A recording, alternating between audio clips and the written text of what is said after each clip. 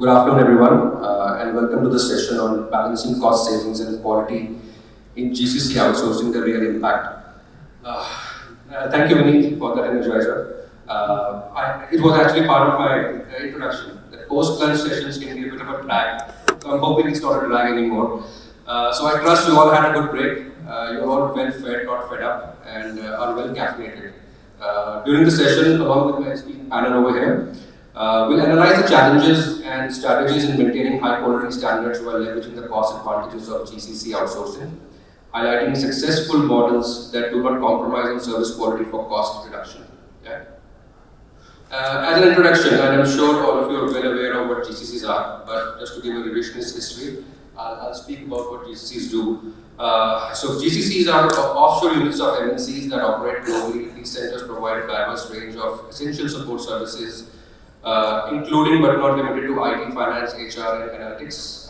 While initially, like we were discussing in the pre-panel conversation, outsourcing was outsourcing 1.0, and currently we are in the version 2.0. So initially, these were all back office processes, but we have evolved significantly and now handle complex lines of business across the organization's value chain. As Center of Excellence for Product Development and Innovation, we become essential to any organization that seeks to remain competitive in today's dynamic business environment. As I mentioned, we perform strategic functions by leveraging specialized talent, and I think we all agree with that. India is the hub of talent right now. Cost arbitrage, which is a very, very key factor in this conversation, and operational efficiencies across multiple locations worldwide. The specialized expertise and commitment to quality make us indispensable in today's business. So before we get into the discussion, we've been introduced to us by names Pancham, Rajat, Dakshesh, but we wanted to also give you a flavor of what we actually do. Why are we here, and why we are speaking on this topic. So, Rajat, first over to you. Thank you. So, myself, Rajat, I'm managing the global business for Indeed. We are helping our clients towards achieving their overall group operational excellence level.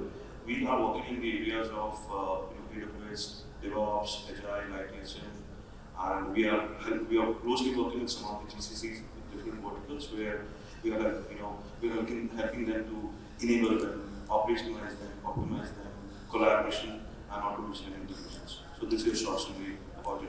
So you're a slam dunk. You should be here. You have it. Thank you. Dakshesh. All right, am I audible? All right, good. So I'm Dakshesh. I head the Global Finance Center of Excellence for 3M worldwide, based out of Bangalore. And just to give you a flavor, I'm sure most of you know about 3M, but just thought of giving you a perspective of 3M and then what the Global Capability Center here does. I think obviously it's almost a $25 billion company. We were almost 34 till March, but we hyped out the healthcare business, which is now solvent. So there are good, strong businesses worldwide which we operate out of. The India Center opened up almost close to 2.5 years back, so it's pretty new. Like Pancham said, 1.0 and now 2.0. We are back. In my earlier companies, it was 1.0. Now in this company, I'm doing 2.0. But it's a fun journey. It's almost like close to 500 people. Primarily started more with the IT, data science, data engineering, data visualization setup, and then eventually we are building capabilities more around finance and various processes around that. Right? So more into the niche area of finance, I would not call it the traditional source to pay, record to report, and the other shared services setups, which are pretty much in most companies are there either in India or in different parts of the world, or they are outsourced to big giants like TCS, Genpact, or the others. So that's a brief background about myself and my company. Thank you both. I'll give a brief background as to why I'm here. So I manage a company called Delta Capital in India. We are a global fintech firm. We provide services around advisory business, operational services, and tech support. We build our own proprietary technology, and we also help our clients build their technology. So we are a GCC 2.0 for our organization, which is based in London. So we started operations about 3 years ago, and we're growing through our journey. And I think we met an hour before our discussion over here, and we discussed a few points. And there's a lot of resonation as to what we feel about 1.0 and 2.0. So let's get into the discussion aspect of it. The first point I want to bring out is the balancing act. That is walking the tightrope between cost saving and maintaining a high quality standard in GCC operations. What I think, and you guys can chime in, is I think during this year, businesses, or forever rather, not just this year, businesses have faced a very delicate task of balancing innovation with financial rigor. I think all three of us have financial background. You guys are still pursuing it. I'm a little far away from it now, but we agree with that. As inflation subsides, and some economists suggest a soft landing rather than a recession, one must invest wisely in projects that yield quick and tangible results. The pressure to innovate while maintaining cost discipline is immense. So, what strategies have been the most effective in your respective business to achieve this balance? So, who's going to want to take it first? I can start. So like I mentioned, we pretty much, like in 2.0, we just 2.5 years in the journey on 3M GCCs. I think primarily the focus initially, like Pancham mentioned, and most of you are in the industry, is cost, right? Because at the end of the day, how do I move work which is happening in high-cost countries or at fragmented locations all around the world into a center which is centralized? I think obviously it's going to give the cost benefit because the geopolitical pressure, the inflation, and other trends, and obviously with COVID and post-COVID way of operations with the new normal, etc. There are a lot of things which are changing. And I know earlier in the day there were a lot of discussions about Ukraine and Israel and the others which came up, which are new factors which are coming in. Keeping all that in mind, how do we remain cost competitive, right? I think the key focus for us in 3M right now has been, one is, yes, we're moving work, cost advantage will always be there, it's not going to go away. However, the key thing would be the quality side. At what stage are we going to really add value to the organization? And that's the primary focus, right? So a couple of things which I have done personally in the organization is that we grow at a reasonably good pace and then we put a pause button, because at the end of the day, it's not about the numbers game of having 1,000 people, 2,000 people, 5,000 people in the organization, and then wondering, okay, how do I consolidate this now? How do I standardize this? How do I optimize this? Those are processes which will happen. But I think upfront, if we start really thinking about, is this the right work which we really want to do out of this center, or can we do it with a third party or a vendor who has the expertise of doing this work? I think those are elements which have to be upfront in the thought process, in the discussion. And I think later in the talk, we will talk a little bit about challenges which we keep facing, the communication, the collaboration which we do. But these are primarily the objectives. But the only key factors is primarily three, right? In most GCC setups. The first one is the operational efficiency. Right? How am I driving efficiency in the organization? Am I consolidating work? Am I streamlining by using Lean, Six Sigma, other tools? Am I just doing basic work? What is it? What is the journey at which I am? And it's not going to be a same solution across the board, because each vertical in the team would be at a different phase. Right? And that's the element where I coach my team and myself. We invest a lot of time talking about this at length, just to understand with the global stakeholders where do we want to go and what do we want to achieve out of this. That's the first element, that's the operational efficiency. The second one is the logical one, is the effectiveness.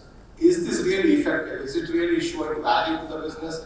Am I giving an impactful business output, or it is just doing some basics, downloading certain reports, formatting reports, using all the data which is there sitting in lakes and data lakes and just pushing some information out and saying this is what it is, right? So how effective is the output? And then obviously the last one is the experience. Be it the global stakeholders, be it internal, be it external, because at the end of the day, being a manufacturing industrial company, my customers are external, but all these elements which are in GCCs primarily are catering to internal leadership team, internal customers, which eventually will make an impact to the external world, right?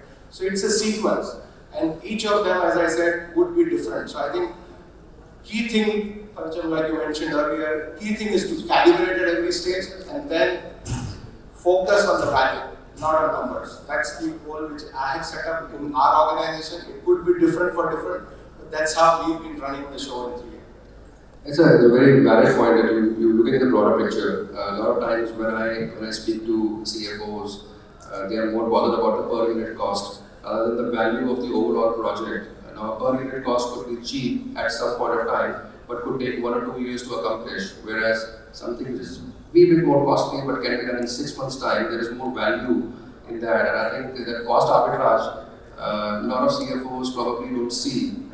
The ones I've spoken to, but I'm sure the broader picture is visible to a lot of people. Rajat, your views on this, please. Yeah. So, just adding to your thought, so as far as the operational level excellence is concerned, right? So that comes with the knowledge. So I am taking you an example which I was working with some of the GCCs, which are our clients, where we have helped them to, enable them, evolve them, and operationalize them and take into an optimization of their processes, their integration with the systems. Say in case of there are anything happening in the organizations, they should have a proper collaboration within the system. So overall, this in 2.0, it's not only cost arbitrage which is there, but more on the side of I would say the value which and the technology on the innovation side, which is the key, which is getting the need of the hour, where all GCCs which are looking at 2.0. So I think yes, cost is one of the parameters, but still I would say from the global standpoint, we are still best fit as India to be a GCC, looking at the next coming years for GCC in India. I agree. I think cost arbitrage will always remain. The value of it is not just purely dollars now. It is the value efficiency you gain out of it. When people look at cost arbitrage, they look at the cost of talent. Whereas I feel it's beyond talent. There is so much cost involved in setting up a unit which is overlooked. And you just look at when you look at your people cost, it probably is the most inflated cost on your balance sheet or your trial balance. And you just can't look beyond it. Why do you have 5,000 people? Why do you have 200 people? And you look at how much you're spending on them. But I think cost is more on that. And I have seen a lot of GCCs now start to relocate to satellite towns because property has become real estate has become a cost arbitrage as well. And attracting talent from tier 2 towns or tier 3 towns is also cost arbitrage. And earlier we used to call us over here, call them over to us. Now we're going to them. So I think that cost arbitrage also exists. And I don't think the vastness of our country is going to go away. True. And definitely along with that, one is the strategic side, because when the headquarters want to get connected, they need to have faster decision making, they need to have I would say better visibility of things, what is happening, and to make to have a faster decision making, and also kind of a control on things and having the visibility of everywhere. Along there would be a lot of quality metrics which is there, the processes and systems where people are evolving to have a better output, which is considerable to I have seen the ROI impact as far as 4x, 5x, just because of proper quality processes at least, people are able to deliver much better. The quality of work is getting delivered much better. The customer is happy. So overall, this is definitely the impact of the fixed costs and the quality of output which is there. So cost arbitrage was there at initial point one, but I think in coming years it will be more value where the quality would be achieved by this management. This is a great segue into my next point, which is on quality basically. So what are the quality assurance mechanisms you guys employ in order to ensure that outsourced services meets your organization's standards? Can you share some examples? Like for me, it's always been emphasizing and prioritizing the use cases that align with the business and the client needs. To your point, having a collaborative discussion and collaborate with clients to ensure innovation investment yields maximum results. So what are your quality assurance metrics or the methods to achieve cost arbitrage plus quality as a whole? Any of you? Okay. So a couple of things I think, like Panchaman mentioned, being a finance guy, I'll talk about a finance example here with the technology which we are using. So, typically in most companies, you would have financial planning, analysis, business planning, and other processes which would happen either centrally or in GCCs. And then the key focus there is obviously the data. The underlying data is the most important because are the ones who are consolidating the financial numbers for the company, communicate it to the business leaders as well as the leadership team in a structured way. Now, historically, in whatever GCC 1.0 or in the journey in which we are, historically, most of the time, the finance person would spend 60, 70, 80% of the time just to figure out where the numbers are and consolidate them. We are past that phase to a large extent with most of the GCC work and the good work with the GCC and the technology partners have done. Right?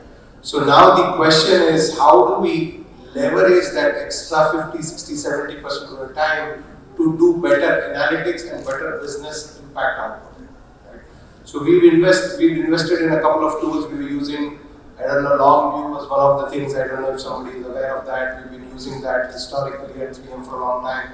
We've started using Certain. The idea of that was, at the end of the day, everybody is comfortable looking at a deck or a PowerPoint slide in front of them as business leaders. But just putting the numbers on a deck and putting it in front of the leaders does not help. So that's what the organization realized very quickly, saying that you still need to think about what are the drivers, why did it change, what happened. And that is where the next tool which we recently invested in, which we are piloting out, is CXO. That's going to help us with insights on what is the real driver. What could be the possible drivers using Gen AI and other tools which are historically telling similar trends, be it versus last year, be it versus your budgets and operating plan. How is it that is moving, and what could be the possible reasons why there is a gap between the two? And that obviously helps the person on the ground to really be very quick. One is the speed, which is the essence typically, and give accurate analytics. Right? And these two put together will give the high business impact, which is obviously going to help in better growth, better markets, better product lines in the industry, better margins, etc. Right? So typically, this is just one live example which I wanted to share, which is what we're working on. But there are so many such tools, right, which are typically available to enhance. The only one additional point, probably, if you allow me, Pancham, which I want to share, and I'll talk about this a little later too, is the fact that the people whom you hired in the organization, I think what is the ammunition which we are providing to them, what are the tools, what are the processes which we are providing to them to deliver quality output. Right? Because one is the infrastructure side, one is the flexibility, one is the fancy offices where we're investing a lot as GCC leaders to really get people back, hybrid models, get people back post-COVID, etc. But what is the other thing which we are providing in terms of, are they equipped to get the business side of the knowledge? Most GCCs are operating either remote or they don't have presence of any other manufacturing. So let's say you're in a manufacturing company or a retail company or a financial services company. Is your operations close to where the GCC is? The answer in most of the cases is no. If they are co-located, there is always an advantage. And what we encourage people to do is to share experiences, pull in people to make them learn. Because at the end of the day, you might be doing finance or you might be doing IT or you might be doing data, but at the end of the day, you're doing it for the industrial company, for the retail company, for the financial services which you're working on. So unless you understand the real customer or real output, you're not going to be able to deliver some good quality output. So that's primarily the two examples which I wanted to share. So I'm assuming we've moved away from analysis paralysis stage and utilizing AI to make smarter decisions, which kind of get lost in doing manual assumptions. Whether you have a view on quality, considering you work in various verticals, how do you manage quality at your end? So, as far as definitely we say that one is that AI is cost collaboration, cost optimizations, getting the visibility at different level, whether it is a project level, whether it is a overall strategic level. So integration of all these is one of the key where I see that the value which the organization which is able to get it from different AI which is looking at this every tool, everyone, there is a big person, there is a big say that that is going to increase your operational efficiency, right? And that is one of the key enabler which will help you to optimize the efforts and better ROI for the same. So yeah, AI is one of the. Wonderful. Moving on to the next point, and this is moving away from cost and quality aspects of it. It is more on the culture and communication factors. We've seen evolution of GCCs. When I was starting my career, Jetpack was coming up.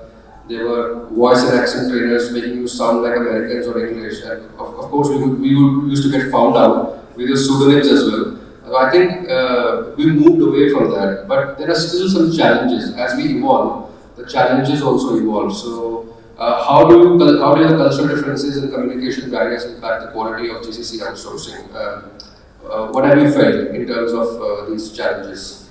Where do you see those challenges? Right, so a couple of areas. The challenges are twofold. One is internal, one is external. And I would say both are probably internal within the organization. The reason why I'm classifying it that way is very simple. Internal is with your teams. Right? At the end of the day, you have teams. Majority of the teams right now, which you see, are in the millennials and the Gen Zs of the world. Right? And the 1.0 organization was all Gen X. How do you bridge that gap? How do you really ensure that there is a plug which you can, hook on to where they stick on for a little longer? Because at the end of the day, if you have a lot of attrition, watch your retention percentage. How is it flowing? Because GCC space is growing like crazy. Right? We all heard almost 1,600 plus GCCs right now. When we started our GCC journey 2.5 years back, they were around 1,200. So in the last 2.5 years, there are already 400 which are in the market. And then the projection by 2027, which I saw earlier today, was almost like close to 1,900 to 2,000 to 2,500. And the number keeps growing all the time.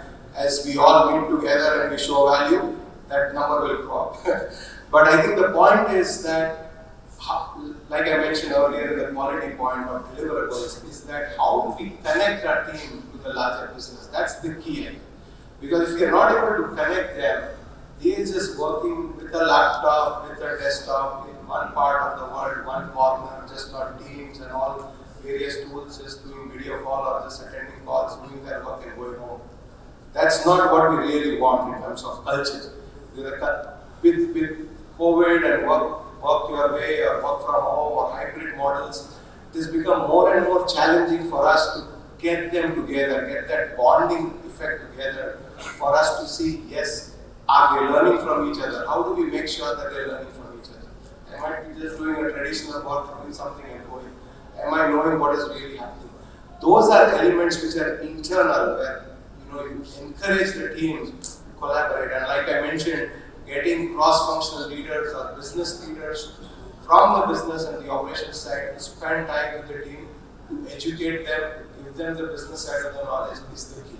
So that's one of the elements which is very, very strongly driven by me personally in the organization, because that's going to show us good quality resources who will stick and give quality out. That's the first part.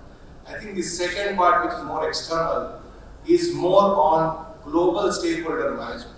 Right? Because since we are in this journey and India has been improving this, we use JCase and Jetpack and the others who were doing this for like almost 25 years back, almost a couple of decades back.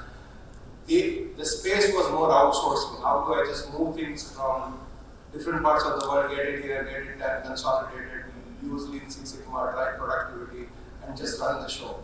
Now, the elements at which we are, right, and a lot of new GCC's representation is here.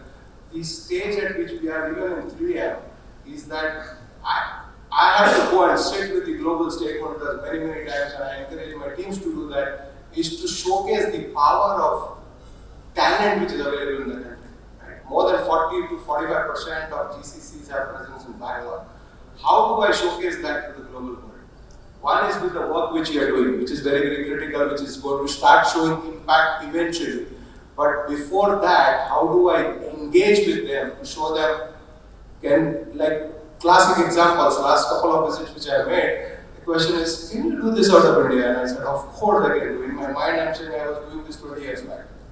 right? But the thing is, how do you collaborate and drive that message with the global stakeholders to drive that engagement and see, yes, this capability is available outside. Are they only used to having somebody just sitting next to them, huddling up in one corner, doing whatever they want and going, be it US, be it Europe, be it different countries, or are they open to getting it done outside of the GCC centers which are there? So that's a very, not an easy one. It works sometimes, it doesn't work sometimes there is a top-down, sometimes there is a collaborative approach, but those are challenges more in terms of driving internal and external communication, which I would mention as a couple of examples. I'll bring Rajat in because I'm conscious of the time over here. In terms of addressing challenges, and Rajat, I didn't get the opportunity to speak about the cultural and communication challenges, but I'm sure you do. How do you overcome those challenges? And along with that, if you could also touch upon any other challenges, whether it is vendor selection, partner selection, it'll be great to hear your thoughts on that. So as far as the cultural part is concerned, right? So one is recently we have started, as a changing process, right? So there is some people IQ and there is some people IQ, and when we are dealing with different kind of personalities, right? So there is very important aspect which we need to take care of is culture and thought. So we are building a culture, but we need a good thought process guys as well. So there should be a balance between IQ and IQ. And the millennials which is right is one of the people who are looking to build. They are looking to take responsibility. They are looking to take the challenge, right? There is no number of experience, right? They are more inclined towards getting more opportunity of learning and more fast to grow.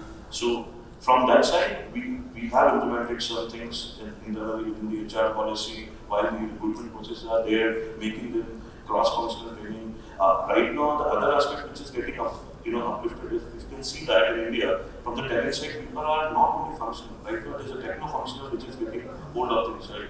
So people are, getting that kind of skill, right? Where we, as in India, more people are on the techno-functional side of things. And as far as what you said about the, vendor management, right? So as we are a niche company, right? So vendor management is a challenge. Right? So when it comes to vendor management, there are, people scared of, whether it is business continuity risk is there, whether we are compliant, whether we are ISO, whether, what is the turnover, what is that, what all processes are, whether we are maintaining the data privacy, data security. These are the important areas which they are moving to. But I would definitely say from the quality aspect, when something which needs to be developed by a specialist. So in 2.0, you will see more on the partnership side of things, alliances side of things, specialist people working for the specialist class. So this will have a quality of output. Plus the relationship would be on the managing end-to-end for the client with the specialist guy. So vendor management is one of the, that's, I don't take it as a vendor management because for our, all the clients we take it as a Vendor partner kind of thing. yeah, it's a partner alliance where we are taking their KPIs to make sure that the delivery and quality is there. I'll also add ESG as a component. We are marked on our ESG scores, and we've been told that when you select a vendor, ensure that they are also ESG compliant. Right. That's a very difficult task in India. It is top down, but hopefully we'll get there. With very few less time left, so we're getting on to the last one. What do you see the future of technology and innovation and the future trends in outsourcing? What sort of things you foresee for GCC 2.0, 3.0? Where are we heading to? So from there, I would say right now things are evolving towards one is the AI, which is one of the areas. That's the harnessing the power of AI analytics, and data side of things which is getting enabled. That is two things which I foresee right now, which will be there. And the innovations and research functions will also get started. And from point 1, point 2, and point 3, I see that we would be more working towards L3, L4, L5 support rather than only providing L1, L2 support. More specialized support would be looking for, and more GCCs around GCCs. We will start adding niche partners around them and making the quality more prospective than only the output. Quickly, one aspect in few seconds. Quick one, we're running out of time, but I think Rajat covered a couple of things. But I think what I just wanted to add is, I think what you mentioned earlier is the techno-functional kind of roles is significantly increasing, right? And that's what I see as a trend even in our organization, where there is a large IT organization. There are a lot of tools which are available. And then there is a lot of functional side, which is supply chain, HR, finance, and other core functions. How do I bridge that gap on the same language understanding between the two? Because at the end of the day, I have terabytes and terabytes, and I don't know how much of data is floating around. But converting that into useful chunks is the key, and that's where the techno-functional roles are playing an important role. So we've started adding a lot of people in those intermediate roles, I would say, for lack of choice of words, who is really making the large impact. So that's what I would share. So thank you both, and thank you for the engaging audience. We took the whole time, so that's great. I'll just summarize in saying that although it's always a cost arbitrage, but the value we bring to the table is awesome. One of the challenges I face personally is the war of talent. Everybody wants the talent, the skill set, and attracting and retaining the best talent in the industry is difficult. And also harnessing the power of AI analytics will be the way forward. Thank you to the engaging audience. We thank you for your time and participation, and thank you both. Thank you so much.